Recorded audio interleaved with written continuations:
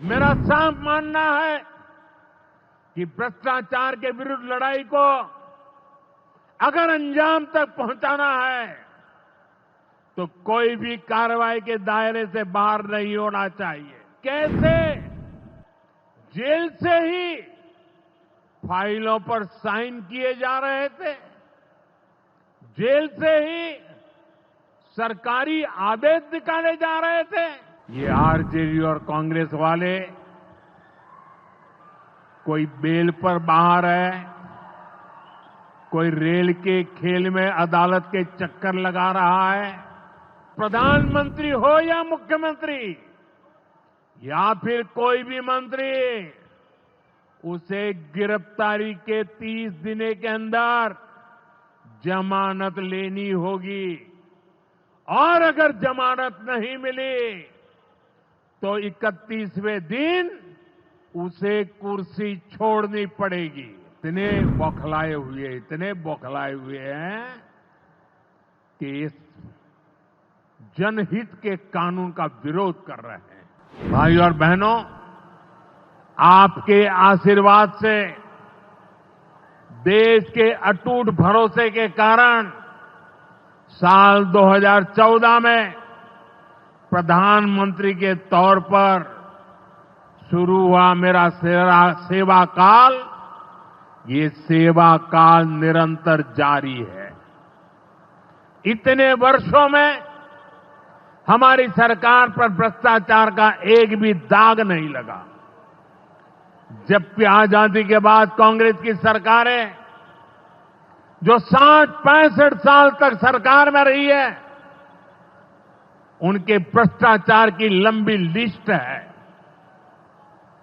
RJD का भ्रष्टाचार तो बिहार का बच्चा बच्चा जानता है।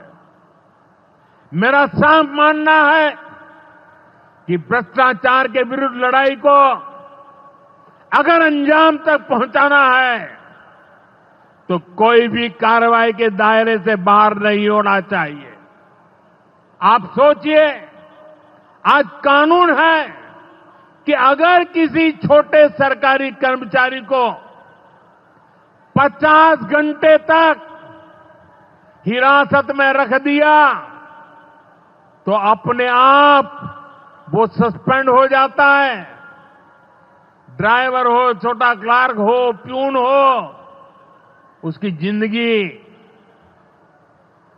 हमेशा हमेशा के लिए तबाह हो जाती है।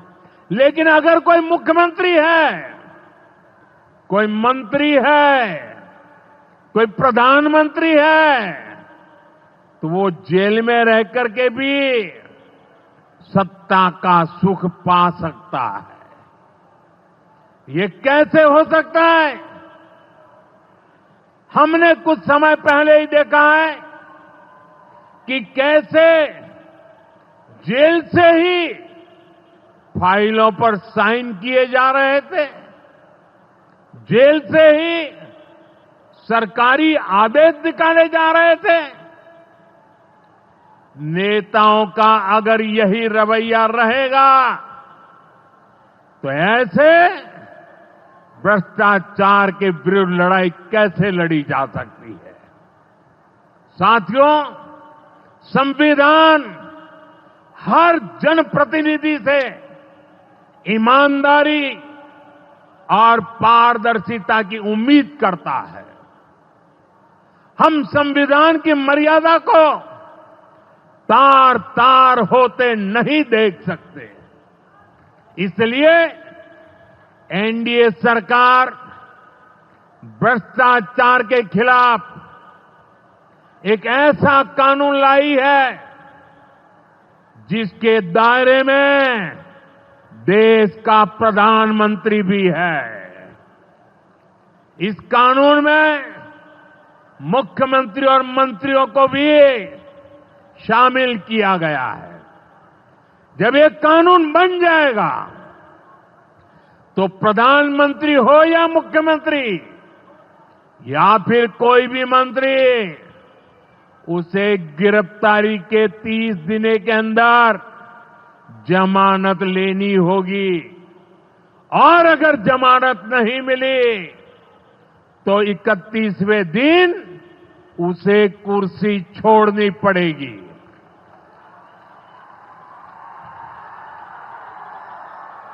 आप कहिए भाइयों, जो जेल जाए उसने कुर्सी छोड़नी चाहिए कि नहीं छोड़नी चाहिए?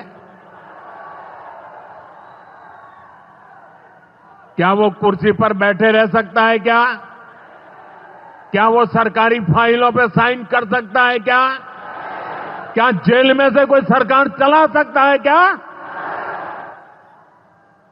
और इसलिए ऐसा सख्त कानून बनाने की तरफ हम आगे बढ़ रहे हैं। लेकिन साथियों, ये आरजेडी वाले, ये कांग्रेस वाले, ये लेफ्ट वाले इस कानून का विरोध कर रहे हैं। ये बहुत गुस्से में है और कौन नहीं जानता उनको किस बात का डर है।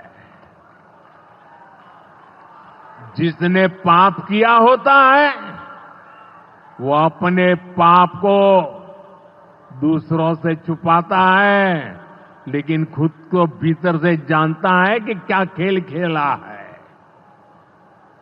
इन सब का भी यही हिसाब है। ये आरजेडी और कांग्रेस वाले कोई बेल पर बाहर है, कोई रेल के खेल में अदालत के चक्कर लगा रहा है, और जो जमानत पे बाहर घूम रहे हैं भी आज इस कानून का विरोध कर रहे हैं। इन्हें लगता है कि अगर जेल चले गए तो इनके सारे सपने चकनाचूर हो जाएंगे, और इसलिए सुबह शाम ये लोग मोदी को भांति भांति की गाली दे रहे हैं